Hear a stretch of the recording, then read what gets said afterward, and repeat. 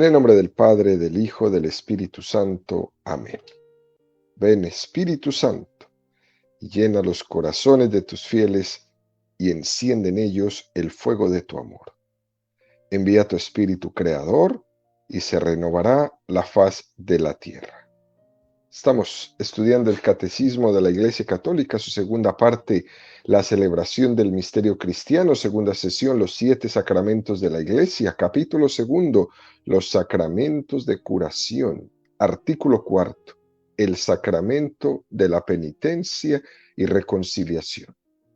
Estamos en el 10º apartado de este artículo, donde el Catecismo dedica 9 números al estudio del tema que tiene como título las indulgencias. El día de hoy terminamos y vamos a profundizar en los números 1476 al 1479. Recordemos, queridos amigos, que la doctrina y la práctica de las indulgencias en la Iglesia Católica están estrechamente ligadas a los efectos del sacramento de la confesión. Número 1476 del Catecismo de la Iglesia Católica dice: estos bienes espirituales de la comunión de los santos los llamamos también el tesoro de la Iglesia, que no es suma de bienes, como son las riquezas materiales acumuladas en el transcurso de los siglos, sino que es el valor infinito e inagotable que tienen ante Dios las expiaciones y los méritos de Cristo nuestro Señor, ofrecidos para que la humanidad quedara libre del pecado y llegase a la comunión con el Padre. Solo en Cristo, Redentor nuestro, se encuentran en abundancia las satisfacciones y los méritos de su redención. Es un número hermosísimo que nos presenta el Catecismo, queridos amigos, en esta mañana.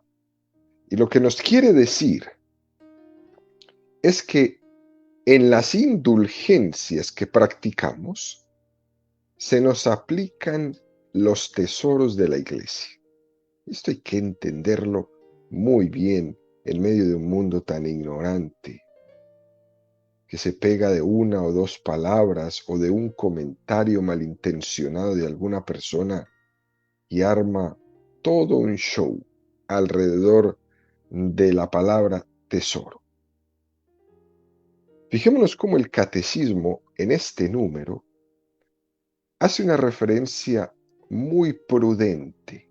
Dice, utilizar esos tesoros de la Iglesia, que no es la suma de bienes materiales, que no es tomar los bienes materiales que se pueden tener y que se han ido adquiriendo por el transcurso de los siglos, sino que son bienes que tienen un valor infinito e inagotable. Qué palabras tan hermosas estas. Bienes infinitos e inagotables. Porque es que, queridos amigos, la Iglesia Católica tiene otro tesoro que es infinitamente más valioso que el tesoro de las obras de arte que podemos encontrar en los museos vaticanos, que por cierto, valdría la pena decirlo. La gente malintencionada acusa a la Iglesia Católica de tener muchas riquezas en los museos vaticanos, pero nadie, absolutamente nadie dice, ¿y quién ha sido la que ha guardado y preservado todas estas obras de arte a través de la historia? ¿Quién las ha cuidado? Esa huella que han dejado esos grandes hombres a través de la historia. ¿Quién ha enviado una donación para que se puedan cuidar estas obras desde la limpieza, desde la seguridad, desde el lugar, desde todo lo que implica tener una obra de arte, una pintura, una escultura? Uno no piensa en eso. Uno piensa que esas cosas se sostienen solas y que la iglesia es muy rica porque allá las tiene, pero eso no es así. Eso es un juicio subjetivo y supremamente injusto para una institución como la Iglesia Católica, que dedica un esfuerzo enorme a cuidar la historia de la humanidad en sus archivos, en sus museos, para mostrarle al mundo lo que ha sido la historia del ser humano, para que el mundo pueda ver la genialidad de los que nos han precedido y que han hecho obras maravillosas. Esa obra, ese cuidado que ha tenido la Iglesia, incluso durante tiempos difíciles de guerras, como la invasión napoleónica cuando vino a saquear los museos vaticanos y a llevarse las grandes obras de la historia allá a repartirlas en París. Nadie agradece eso a la Iglesia, nadie. Pero aún así, fuera de los tesoros que se encuentran en los museos, en las catedrales, en las basílicas, en los monasterios. Fuera de esos tesoros de la historia de la humanidad, de los cuales la iglesia no tiene autoridad ni para vender ni para cambiar. Fuera de eso, hay una cosa mucho más grande. Es ese tesoro que no es otro que los méritos de Cristo nuestro Señor, que la iglesia dispensa. Ese es el gran tesoro. Que Jesucristo esté presente entre nosotros y que la iglesia, cada vez que celebra la Santa Misa, vuelve a ser presente la entrega redentora de Jesucristo. Ese es el gran tesoro. La ofrenda de Cristo al Padre. Padre, en tus manos te encomiendo mi espíritu, que se vuelve a ser presente sacramentalmente cada vez que un sacerdote católico celebra la misa. Ese es el gran tesoro. Por eso dice el catecismo de esta manera tan bella. Es de valor infinito e inagotable. Esa entrega de Cristo tiene un valor infinito e inagotable, que no era únicamente la entrega de una voluntad humana, sino que era una voluntad divina. Y es por eso que los méritos de Jesucristo son infinitos e inagotables para nosotros. Ese es el gran tesoro. Hechos 7, 22, 25. Por eso, de una mejor alianza resultó fiador Jesús. Además, aquellos sacerdotes fueron muchos, porque la muerte les impedía perdurar. Pero éste posee un sacerdocio perpetuo, porque permanece para siempre. De ahí que pueda también salvar perfectamente a los que por él se llegan a Dios, ya que está siempre vivo para interceder en su favor. El texto más bello de esta carta de los Hechos de los Apóstoles. Este sacrificio de Cristo tiene un valor infinito porque supera todas las edades. Es un sacrificio salvador para todos los que estuvieron en el tiempo de Cristo, pero también para los que existieron antes de Cristo, 8, 10 siglos antes, que tiene un valor efectivo que es retroactivo. Para nosotros los que vivimos en este siglo también, pero también para los que vienen dentro de 8 siglos. Es un sacrificio que no está limitado por el espacio ni por el tiempo. Esto es bellísimo saberlo. Los méritos de Jesús son para todos, también para los que no le han conocido.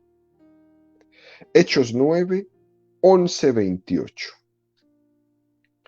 Pero se presentó Cristo como sumo sacerdote de los bienes futuros, a través de una tienda mayor y más perfecta, no fabricada por mano de hombre, es decir, no de este mundo. y penetró en el santuario una vez para siempre, no con sangre de machos cabríos ni de novillos, sino con su propia sangre, consiguiendo una redención eterna. Pues si la sangre de los machos cabríos y de toros y la ceniza de vacas santifica con su aspersión a los contaminados, en orden a la purificación de la carne, cuánto más la sangre de Cristo, que por el Espíritu Eterno se ofreció a sí mismo sin tacha a Dios, purificará de las obras muertas nuestra conciencia para rendir culto a Dios vivo. Por eso es mediador de una nueva alianza, para que interviniendo su muerte, para remisión de las transgresiones de la primera alianza, los que han sido llamados reciban la herencia eterna prometida. Pues donde hay testamento, se requiere que conste la muerte del testador, ya que el testamento es válido en caso de defunción, no teniendo valor en vida del testador. Pues no penetró Cristo en un santuario hecho por mano de hombre, en una reproducción del verdadero, sino en el mismo cielo, para presentarse ahora ante el acatamiento de Dios en favor nuestro, y no para ofrecerse a sí mismo repetidas veces al modo como el sumo sacerdote entra cada año en el santuario con sangre ajena. Para ello, había tenido que sufrir muchas veces desde la creación del mundo, sino que ha manifestado ahora una sola vez en la plenitud de los tiempos para la destrucción del pecado mediante su sacrificio. Y del mismo modo que está establecido que los hombres mueran una sola vez y luego el juicio, así también Cristo, después de haberse ofrecido una sola vez para quitar los pecados de la multitud, se aparecerá por segunda vez sin relación ya con el pecado a los que le esperan para su salvación. Un texto un poco largo, pero muy hermoso. En esta carta a los hebreos, que insiste muy especialmente que a diferencia de todos los sacrificios que había podido hacer la humanidad durante todo el Antiguo Testamento, sacrificios que el hombre podía hacer, pero que tenían un valor limitado como todo lo humano lo tiene. Pero la diferencia es que el de Cristo no. Jesucristo nos ha obtenido la redención y por eso ya no era necesario volver a hacer ningún sacrificio de ningún animal. Él, persona divina, hecho hombre con una voluntad humana perfectamente unida a la voluntad divina. Por eso cuando vemos aquí, he aquí que vengo para hacer tu voluntad, Él nos ha obtenido todos los méritos que el hombre era incapaz de alcanzar para poder obtener la reconciliación con Dios. Él nos los ha obtenido. Y por eso la remisión de la pena temporal y la purificación de todo apego desordenado que el pecado haya dejado en nosotros era posible. Eso es lo que Cristo nos ha obtenido. Ese, queridos amigos, es el gran tesoro.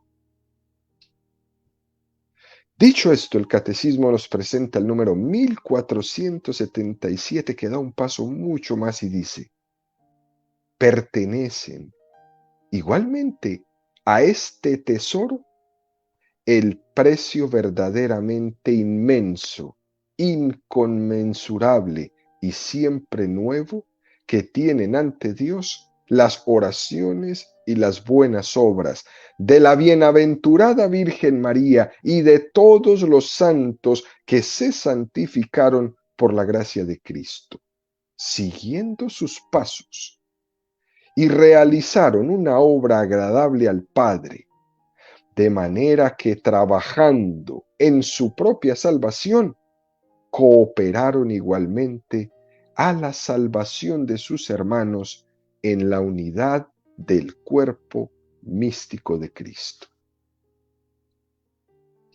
Qué número tan lindo, tan esperanzador. Qué número tan agradecido con los santos. Hay que recordar este número, 1477. Agradecer el testimonio de los santos. ¿Qué cosa? Que ellos también llegaron a esto por los méritos infinitos de Jesucristo. Y de ahí se derivan los méritos de la Virgen María y de todos los santos, no de ellos solos, también por los méritos de Jesucristo. Esos tesoros de gracia que la Iglesia aplica en las indulgencias son los de Cristo, que es el único mediador entre Dios y el hombre, el único Salvador. Solo Él salva, porque no se nos ha dado otro nombre por el cual podamos ser salvados. Pero es cierto que entre los méritos de Jesucristo está también el poder asociarnos a nosotros por su gracia, asociarnos a esa capacidad redentora que tiene Jesucristo. Es decir, ninguno de nosotros, ni la Virgen María, ni los santos, pueden tener un mérito de corredención si no es porque Cristo lo ha asociado a su obra redentora. Es por Él, y eso es maravilloso. Porque el poder merecer es un don de Dios. El que nuestras obras puedan ser meritorias es un don de Dios. El que puedan ser un mérito para que otra persona reciba ese don por este cuerpo místico de Cristo que es la Iglesia, es un don de Dios. Fíjense, queridos amigos, el mundo protestante acusó desde el inicio de Martín Lutero, acusó al catolicismo de que al hablar de los méritos de la Santísima Virgen María y de los santos, que darle eso a ellos era oscurecer los méritos de Jesucristo. Y estaban completamente equivocados. Y están hasta el día de hoy, muchos de ellos completamente equivocados. Esas acusaciones que se hacen al catolicismo es una mala comprensión de lo que es la doctrina católica, y Lutero no quiso comprender, quiso dividirse. La Iglesia nunca ha dicho que un santo tiene mérito propio, tiene mérito por sí mismo, o que la Virgen María, su mérito, esté desligado del mérito de Jesucristo. No. El amor de Jesucristo es lo que nos santifica. Y unidos a Él, Él nos concede la gracia de ser instrumentos de santificación para nuestros hermanos.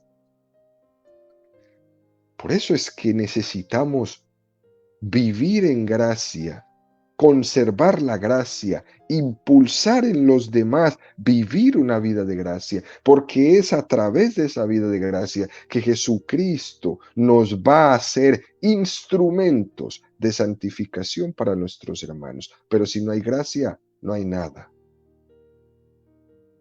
Por eso la Iglesia distribuye estos tesoros. Son los tesoros de la gracia, y el principal tesoro es esa sangre redentora de Jesucristo. ¿Recuerdan ustedes ese pedacito de la película de la Pasión de Jesucristo? La Santísima Virgen María está arrodillada en el suelo y tiene una toalla blanca en su mano. Después de la flagelación de Jesucristo, ella se agacha a ese lugar donde había quedado derramada la sangre que había caído de su cuerpo durante los latigazos. Y ella empieza con esa toalla a secar. Es tremendo ese significado de ese gesto, cuando ella empapaba esa toalla de la sangre de Cristo, para que no se perdiera ni una gota. Es una imagen de la Virgen que nos enseña cómo es la iglesia, que es esa depositaria de la redención de Jesús. La iglesia es esa toalla que ha recibido todos los méritos de esa sangre redentora y la posee ya. La toalla, al secar la sangre, queda con esa sangre. Y ahora la iglesia distribuye para que nada se pierda, para que no se desperdicie ni una sola gota, y lo distribuye a manos llenas, para todo el que quiera, siempre. Dicho esto, el catecismo nos da un paso más. Número 1478 del catecismo dice: las indulgencias se obtienen por la iglesia, que en virtud del poder de atar y desatar que le fue concedido por Cristo Jesús, interviene en favor de un cristiano y le abre el tesoro de los méritos de Cristo y de los santos para obtener del Padre de la misericordia la remisión de las penas temporales debidas por sus pecados. Por eso la Iglesia no quiere solamente acudir en ayuda de este cristiano, sino también impulsarlo a que él haga obras de piedad, de penitencia y de caridad. Es un texto hermosísimo. De vital importancia entender los católicos, que es en virtud del poder que Cristo le entregó a Pedro. No es Pedro que se lo inventó, es en virtud del poder que Jesús mismo entregó a Pedro de atar y desatar pecados. El obtener las indulgencias a través de la iglesia es un poder que solo la iglesia tiene porque le fue dado por Jesús. Esta imagen, queridos amigos, queda perfectamente reflejada en lo que son las indulgencias. Porque las indulgencias están desatando esa pena que conlleva en nosotros las esclavitudes del pecado. El pecado tiene eso que nos ata.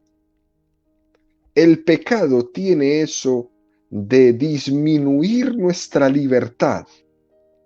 Esos malos hábitos, esos desórdenes que tenemos en nuestra vida, son muy difícil de desprendernos de ellos solos. Y por eso las indulgencias van a ser un extraordinario camino para ir poco a poco venciendo esta esclavitud desordenada. Aunque Dios me haya perdonado todos mis pecados. Es lo que decía San Pablo. Veo esa ley que es tirana. Hago lo que no quiero y lo que quiero hacer no puedo hacerlo. ¿Quién me librará de esta contradicción? ¿Quién me librará de esta contradicción que tengo dentro de mi carne? Esa falta de libertad que nos deja el pecado en nuestra vida, queridos amigos, tiene que ser reconquistada por Jesucristo. Cristo está llevando una batalla dentro de cada uno de nosotros para reconquistar la libertad que nos fue arrebatada por el pecado, y Cristo está librando esa batalla. Cristo va reconquistando espacios dentro de nosotros que el pecado los robó. esos espacios de libertad en los que habíamos sido seducidos y nuestra voluntad se había dejado seducir por ella hasta el punto de perder la razón, hasta el punto de perder la fe, hasta el punto de quedar arrodillados solamente a nuestras pasiones y pasiones desordenadas, al desorden. Esa es la batalla por la libertad que cada uno de los hombres tiene y que la tiene que hacer bajo la voluntad de Dios. Porque es que es solamente bajo la voluntad de Dios que el hombre puede ser libre, solamente. Las demás libertades que nos están proponiendo hoy día en el mundo son espejismos seductores de nuestros desórdenes. Solo hay una libertad y es la que Jesucristo nos da. Es absurdo que alguien presente la palabra libertad como la de no estar sujeto a nada ni a nadie, a ningún influjo, ni del pecado ni de la gracia, como si nosotros fuéramos neutrales. Eso es ridículo escucharlo. El terreno neutral no existe. Jesús mismo lo enseñó. No podéis servir a dos señores. O cuando decía, el que no está conmigo está contra mí. Y así, diferentes frases que nos encontramos en el Evangelio, donde Jesús nos deja saber que aquí no hay terrenos neutrales. San Ignacio de Loyola decía, el que no está liberado bajo la bandera de Cristo, estará esclavo bajo la bandera de Satanás. Es contundentísimo San Ignacio con esto.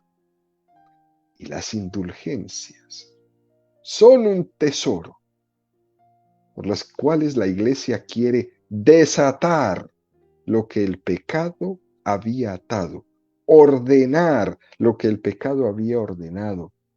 Las indulgencias nos van a ayudar a conquistar esos apegos desordenados y nos va a ayudar a recibir el perdón por las penas temporales que conlleva nuestro pecado. Y termina este número, queridos amigos, con algo que me parece muy importante. Por eso la Iglesia no quiere solamente acudir en ayuda de este cristiano, sino también impulsarlo a hacer obras de piedad, de penitencia y de caridad. Qué cosa tan hermosa. ¿Eh? Las indulgencias no nos dispensan del ejercicio de las virtudes. En cualquier caso, las indulgencias nos han de motivar todavía más al ejercicio de esas virtudes. Y fijémonos las que nos presenta la Iglesia: piedad, penitencia y caridad. 3 virtudes preciosas para practicar en nuestra vida. Pero las indulgencias no las suplen, nos motivan a ser hombres y mujeres cada vez más piadosos, cada vez más penitentes y cada vez más caritativos. Que se nos va olvidando la piedad. El pecado no quiere que tú y yo seamos piadosos, que tú y yo recemos, que tú y yo vayamos a misa. No, él no quiere eso. Tampoco el pecado quiere que hagamos penitencia. Se lo dijo a Jesús: convierte estas piedras en panes. ¿Para qué vas a aguantar hambre? Y menos quiere que hagamos caridad. El demonio no quiere, le fastidia la caridad. Le fastidia que le dé de comer al hambriento, de beber al sediento, que le regale mi chamarra al que tiene frío, que ayude a la evangelización, que sea catequista. El demonio no quiere nada de eso. Y el Señor nos invita en las indulgencias a enfilarnos para practicar cada vez mejor mi piedad, para practicar cada vez mejor mi penitencia y para practicar cada vez mejor mis actos de caridad. Como ya lo hemos dicho en otras ocasiones, cuando algo se nos da gratuitamente, no es para que nos desmotivemos en el ejercicio, sino todo lo contrario. No podemos confundir cuando algo es gratuito que es superficial, porque lo más gratuito en la vida es lo más esencial. El amor de nuestros padres es gratuito. El amor a nuestros hijos es gratuito. El amor de Dios es gratuito. Y estos amores son esenciales para nuestra vida. Pero no porque sea gratuito vale poco. Es gratuito porque no podemos pagarlo, porque es un valor incalculable y por eso no tiene precio. Eso es lo que significa gratuito. Por eso todo lo que se nos ha dado como un don, como mencionaba el primer número que estudiamos en esta mañana, es un don gratuito, no tiene precio, esos méritos de Jesucristo. Además, queridos amigos, el signo externo de lo que podemos hacer para ganar una indulgencia solamente tiene valor en la medida en que sea un signo que nace de un corazón contrito y humillado, de un corazón que tiene un pleno deseo de entregarse a Dios. Por eso es muy importante que no juguemos con los signos. A veces pensamos que por entrar por una puerta santa, que por caminar el camino de Santiago de Compostela, que por llegar peregrinando a Jerusalén, que por darle 7 vueltas a un lugar, etcétera, etcétera, que con eso basta. Y no. Ese es el signo externo de algo mucho más importante que tiene que ser el signo interno, la decisión de un corazón contrito y humillado de no volver a pecar. Por eso dice este número del catecismo. La iglesia, cuando ofrece la indulgencia a un cristiano, le impulsa a hacer obras de penitencia, de piedad y de caridad.